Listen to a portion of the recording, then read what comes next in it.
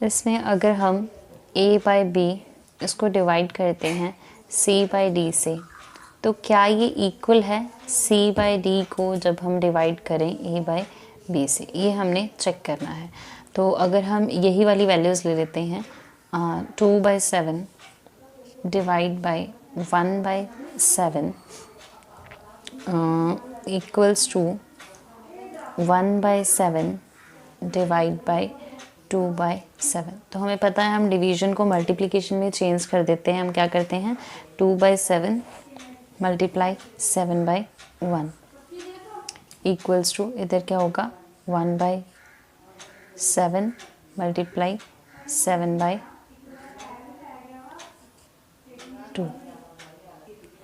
तो ये कैंसिल हो जाएगा, यहाँ पे ये कैंसिल हो जाएगा। यहाँ पे हमारा आंसर क्या आएगा, यहाँ पे आएगा 2/1 कह सकते हैं, और उधर क्या आ जाएगा 1/2। तो क्या ये दोनों इक्वल हैं? नहीं। तो इट मीन्स हमारी ये वाली जो प्रॉपर्टी है वो डिवीजन पे भी अप्लाई नहीं होती। कम्यूटेटिव प्रॉपर्टी सिर्फ एडिशन पे और मल्टीप्लिकेशन पे अप्लाई होती है, सब्ट्रैक्शन और डिवीजन में अप्लाई नहीं होती।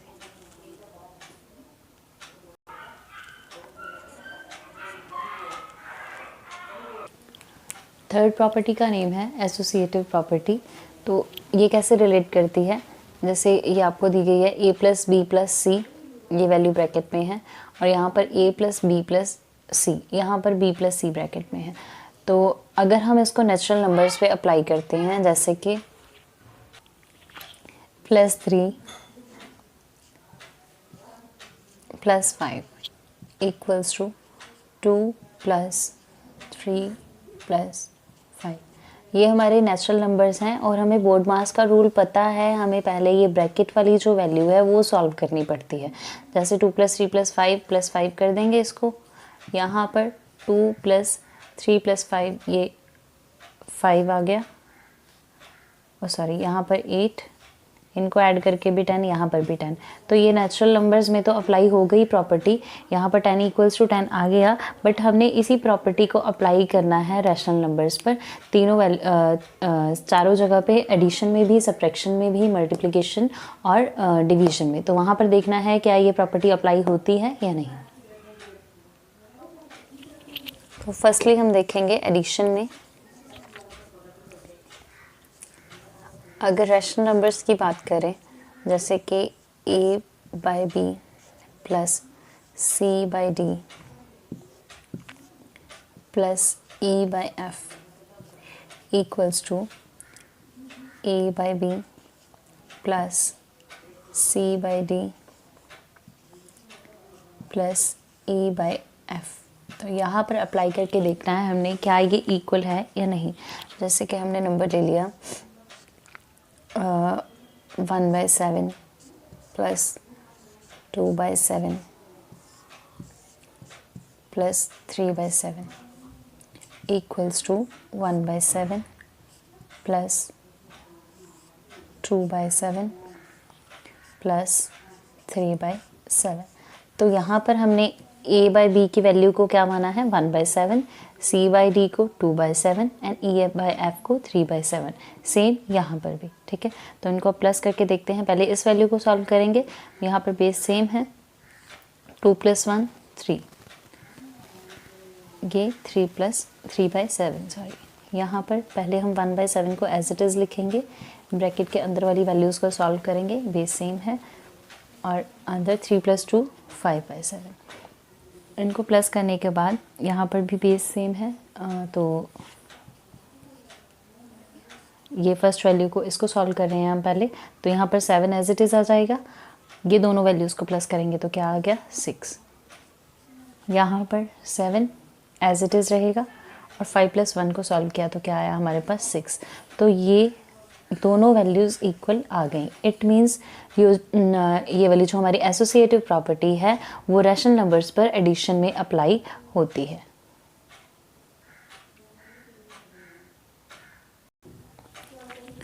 नेक्स्ट सेम एसोसिएटिव प्रॉपर्टी को देखते हैं कि क्या ये प्रॉपर्टी सब्ट्रैक्शन के केस में अप्लाई होती है या फिर नहीं।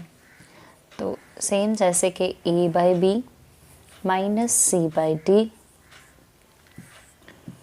Minus E by F equals to A by B minus C by D minus E by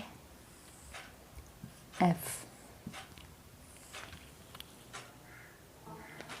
तो इस केस में हमने और कुछ नहीं, सिर्फ साइंस को चेंज करना था। जो हमने प्रीवियस में प्लस लगाए थे और सब्ट्रैक्शन के केस में हर जगह पे आपने सब्ट्रैक्शन का सिंबल लगाना है। तो a by b same values ले लेते हैं, 1/7 माइनस 2/7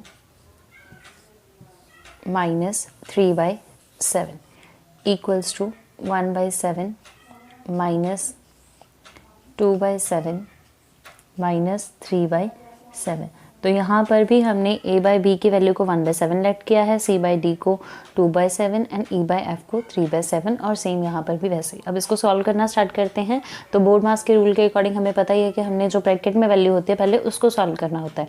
इसको अगर हम सॉल्व करेंगे तो 7 एज इट इज़ आ जाएगा, प्लस माइनस माइनस मीन्स 2 में से 1 सब्ट्रैक्ट होगा 1 आ जाएगा, बट साइन जो वैल्यू बड़ी होती है हमारी, तो 2 वैल्यू बड़ी है और 2 के साथ साइन कौन सा है, माइनस का, तो ये -1/7 आ जाएगा।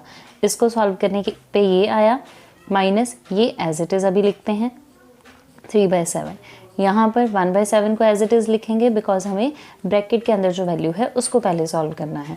तो इसको जब हम सॉल्व करेंगे ये 7 जो है वो एज इट इज़ आ जाएगा और यहाँ पर प्लस माइनस माइनस मीन्स 3 और 2 क्या हो जाएंगे, सब्ट्रैक्ट हो जाएंगे, तो 1 आ जाएगा। बट जो सिंबल है वो उस वैल्यू का जिसके साथ बड़ी वाली वैल्यू के साथ जो सिंबल है वो लगेगा, तो 3 के साथ माइनस है इसलिए यहाँ पर -1/7।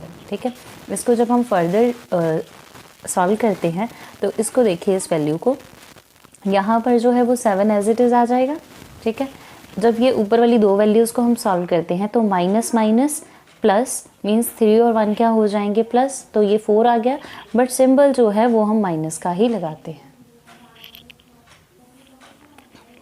अब जब इस वैल्यू को हम सॉल्व करेंगे तो यहाँ पर 7 बेस सेम है, 7 ही यूज़ करेंगे हम। माइनस माइनस क्या हो जाएगा, प्लस, इट मीन्स 1 + 1 2। तो क्या ये दोनों इक्वल हैं, -4/7 एंड 2/7? नहीं, ये दोनों इक्वल नहीं है। इट मीन्स ये जो एसोसिएटिव प्रॉपर्टी है वो सब्ट्रैक्शन में अप्लाई नहीं होती। ठीक है,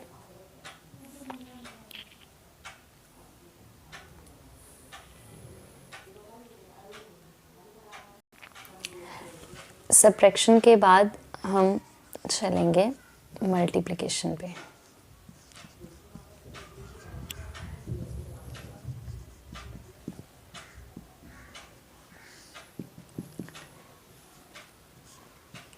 a by b multiply c by d multiply e by F. तो क्या ये इक्वल है a by b multiply c by d multiply e by f के?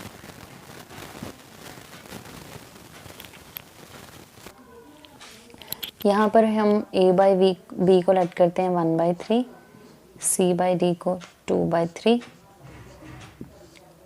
और e बाई एफ को हम लेट करते हैं 4/3। इधर भी सेम 1/3 2/3 मल्टीप्लाई 4/3। अब इसको सॉल्व करते हैं। पहले इस पोर्शन को सॉल्व करेंगे तो 1 को 2 से मल्टीप्लाई किया 2, नीचे 3 को 3 से मल्टीप्लाई किया 9, यहाँ पर 4/3। इधर 1/3 एज इट इज़ अभी। जब इस वैल्यू को सॉल्व करेंगे हम, 2 को 4 से मल्टीप्लाई किया 8, 3 को 3 से मल्टीप्लाई किया 9। अब इन दोनों को जब सॉल्व करेंगे, फर्स्टली इसको जब सॉर्ट आउट करते हैं तो 4 को 2 से मल्टीप्लाई करेंगे 8, नीचे 9 को 3 से मल्टीप्लाई किया 7। इसको सॉल्व करते हैं, 8 को 1 से मल्टीप्लाई किया 8, 3 को 9 से किया 27। तो ये दोनों वैल्यूज़ इक्वल आ गई हमारी। It means associative property multiplication में अप्लाई होती है। So this is correct. Multiplication के बाद हम आते हैं डिवीजन पे। डिवीजन में भी हम जो a/b है इसकी वैल्यू हम मान लेते हैं 1/3, c/d की 2/3 और e/f की 4/3। यहाँ पर भी सेम आ जाएंगे 1/3 डिवाइड बाई 2/3 डिवाइड बाई 4/3। तो अकॉर्डिंग टू बोर्डमास रूल पहले हमें ब्रैकेट की वैल्यूज़ को सॉल्व करना है। जब इसको सॉल्व करेंगे हमें पता है डिवीजन वाली वैल्यूज़ को जब ऐसे फ्रैक्शन में हो तो हम उसको क्या करते हैं, जैसे ये 1/3 है तो डिवीजन के साइन को हम मल्टीप्लाई में चेंज कर देते हैं, और जब इसको मल्टीप्लाई में चेंज करते हैं तो ये दोनों वैल्यूज़ रिवर्स हो जाती हैं। तो ये 2/3 क्या बन जाएगा 3/2, ठीक है, डिवाइड बाई 4/3। इधर जब आएंगे 1/3 डिवाइड बाय 2/3, इसको डिवीजन के साइन को मल्टीप्लाई में चेंज किया और 4/3 क्या बन जाएगा 3/4। तो ये इसके साथ कैंसिल हो गया, तो ये क्या बन जाएगा 1/2, ठीक है। डिवीजन के साइन को मल्टीप्लाई में चेंज करेंगे, 4/3 क्या बन जाएगा 3/4। इधर ये 1/3 है, यहाँ पे ये वैल्यूज़ को तो हम सॉल्व कर लेंगे, ठीक है। तो ये डिवीजन के साइन को हम मल्टीप्लाई में चेंज कर देते हैं, ये 2 से 2 कैंसिल हो जाएगा, राइट। ऊपर सिर्फ 3 रह गया, तो ये वैल्यू जो है ये 3/3 टू द 6 बन जाएगी, 3/6 बनेगी। और यहाँ पे हमने डिवीजन के साइन को मल्टीप्लाई में चेंज किया है, सॉरी यहाँ पर ये 3 और 3 भी कैंसिल हो रहे हैं, तो यहाँ पर ऊपर कुछ नहीं है, जस्ट 1 है, और ये क्या है 2, 1/2 आएगा हमारे पास। डिवीजन के साइन को हमने मल्टीप्लाई में चेंज किया है, तो 1/2 क्या बन जाएगा 2/1। तो जब इसको हम सॉल्व करेंगे, इस वैल्यू को जब सॉल्व करेंगे तो ये क्या आएगा 3/2 4 ज़ 8, इधर 2 1 ज़ 2 3 1 ज़ 3। तो क्या ये दोनों वैल्यूज़ इक्वल हैं? नहीं है। इट मीन्स एसोसिएटिव प्रॉपर्टी जो है वो डिवीजन में भी अप्लाई नहीं होती, ना डिवीजन में और ना ही सब्ट्रैक्शन में। तो ये कहाँ पर अप्लाई होती है एसोसिएटिव प्रॉपर्टी? मल्टीप्लिकेशन में और एडिशन में।